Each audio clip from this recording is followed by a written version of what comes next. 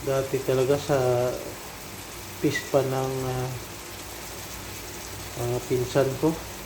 Uh, buhay na buhay to eh. Suka lang katapat ito.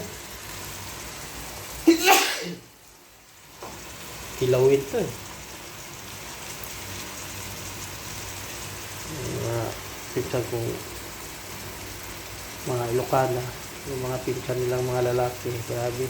Kahit yung talaba, suka lang katapat sa kasin. Kabahaw. Yan. Tuloy na yan. Masipa pa yung hipon minsan pagka isaw-saw sa suka. Dito lutuin naman natin konti.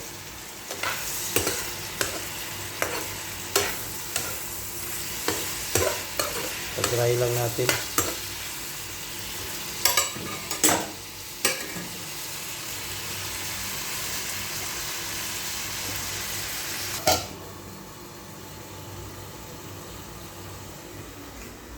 Ay, tambay-tambay. Mahirapan na talaga ako pag ano ngayon. Pag-re-reels, medyo stricto na yata si Sir Mita. Kasi yung mga video natin eh, konti-konti na lang yung nagbe-views. Hindi pa yata tayo napasa sa ROG team.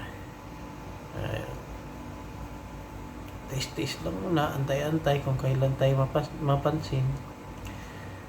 So mga guys, kung gusto niyo yung mga reels, ibang mga reels video ko, kung may nagustuhan kayo, pa-share naman.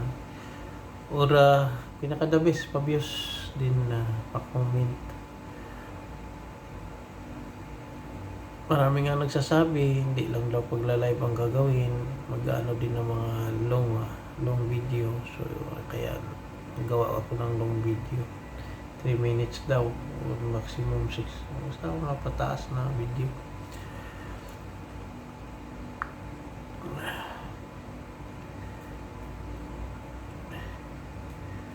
Sana samahan niyo ako sa pagla-live ko, kasi maglilimang buwan na akong nagbaka na sana mabuksan yung stream ads ko. So kung makadaan, baka nagsawa na kayo sa mukha ko, lagi akong dumadaan sa mga timeline niyo, pasensya po. Yan lang po. God bless.